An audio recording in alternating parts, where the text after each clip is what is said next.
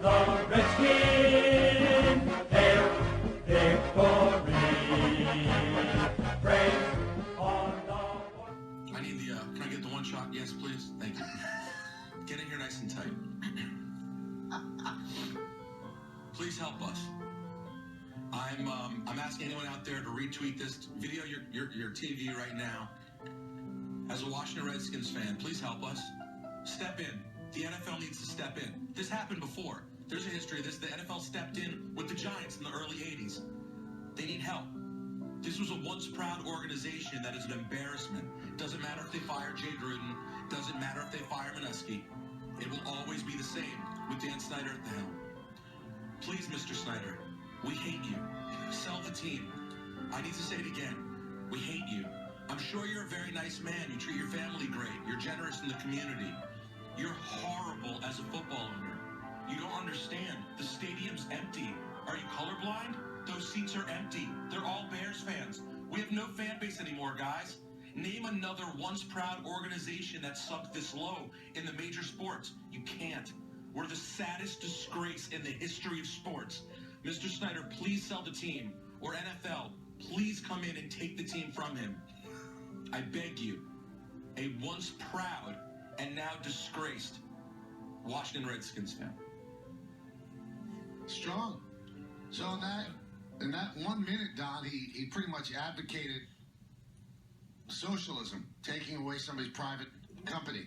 Just taking it away. He operates the organization within a larger organization, and they need to be mindful. You do not want a team that is in an important city and has 3 of your precious Lombardi trophies performing in an empty stadium or a stadium full of fans from another team. It's a disgrace. And what Peter was referencing in 1979 when Pete Rozelle he said early 80s, so sorry, 79. I wasn't born. Stepped in careening toward death because of the Mara rivalry, the sibling rivalry that was going on between Tim and Wellington.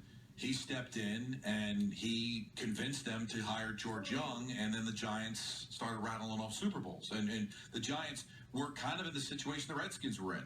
The building wasn't empty, but the fans were certainly disgruntled. They were burning tickets in the parking lot. They were flying banners over the stadium. The team had not gone to the playoffs in 2 decades, and it was an embarrassment. The league stepped in. Maybe that has to happen when you have ownership that just doesn't know what they're doing. You can't force them to sell the team, but you can step in and say, you don't know how to run it. Maybe you should take some direction from someone. I know we don't want to talk about the Redskins all day, but let me just, one more question. He's trying to get a stadium built. And no one seems super eager to do this, D.C., Maryland, or Virginia. If none of those places agree to do it, and they're stuck in Landover with this putrid team, how does he keep the team? How do you walk down the street? An empty stadium? Because if they get a new stadium, maybe you can just generate and force some excitement, in 7 or 8 years. But to just have this go on forever? I didn't dream my childhood, right? We were great. Don, can you tell them the Dan Snyder making me feel awful story, please? All right, let's take it It's back. always great, because we get new listeners every day. Yeah, no, we do. We need to go back. It's February 2008. We're in Arizona for the Super Bowl. We have no intention of staying for the Super Bowl because the Giants had that shocking run, and we didn't have credentials for the game. We just went down to broadcast shows there, but Michael had a connection through Ryan Rucco's dad to be able to get us tickets. And I'll cut out the whole haggling for the money and everything. We ended up getting tickets to the suite. And it was Dan Snyder's suite. Every owner gets a suite for the Super Bowl. We were in his. Okay. Some heavy hitters in there. Darryl Green was in there. Oh, wow. Okay. Who's Bernard, the guy? Bernard Shaw. Yeah. In there from I thought you were CNN. going to say Bernard King. I almost got very excited. Well, just Michael made the point that you could just smell the fuel of the private jets that were warming up in the third quarter for these guys to fly back to their respective homes. These guys were wiping the side of their mouth, after eating wings with $1,000 bills.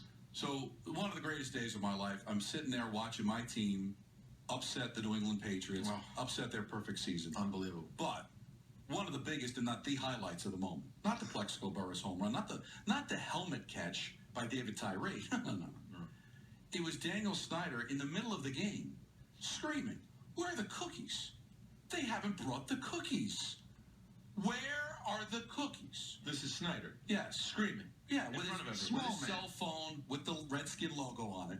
Yeah. Just Very, very teenager. upset that where are the cookies?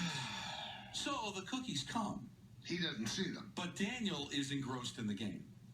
So Michael, high on the fumes of money, goes over to the cookies and puts them on a plate, walks them over to Daniel Snyder. Snyder, here are the cookies to hand him. Cookies. And the look, I can't even describe the look I still of see it in the middle of the night.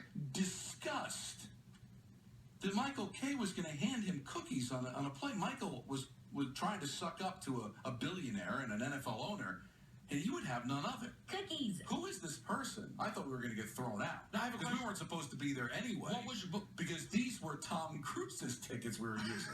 Yes. So when Tom, I think he was with Nicole Kidman then, No, didn't he was walk with, in, and they Katie saw Holmes. Michael and Katie Don Holmes. walk in, they were very let down. And because it's just the size, I have to play the role of Katie Holmes while Michael was... No, Nicole Kidman. No. It was Katie Holmes. Oh, really? Yeah, it was Katie Holmes. Okay. So real quick, Michael, did you do it when you offered him the cookies? Anything bad? Like, was there a bad cookie? Cookies. You just reached out and held up some He cookies? expects a certain type of human to hand him cookies. Michael was not that type. He didn't like it. I'm not really sure what Daniel Snyder was thinking, but I knew what Michael was thinking, and he was shut down. You guys know this story. I've told it once before, so I'll say it. This is the final time I'll say it, and I'll say it quickly. Promise. I ended up in Dan Snyder's suite at the Giants-Redskins game a couple years ago. And this man screamed like a lunatic, nonstop, cursing in front of his children, in front of everyone there, like a lunatic. I didn't know who it was. And we looked back, and I'm like, no chance that's Snyder. I look back, it's Snyder. He's screaming in the first half. And the one part I'll never forget is the Redskins got the ball back, down, I think, 18-6, or we were losing badly again, national TV like we always do. And they get the ball back with 15 seconds left, and Cousins snaps the ball inside his own 5, and Snyder's screaming, go deep, go deep. He naturally just took a knee and ended the half. Because anyone who'd watched football had known. You're not airing it out from your own 5. He knows nothing. And he's a little sprite of a man, too. Yes, a waif of a person. No, he's not a waif, because he's got some beef on him. No. Right.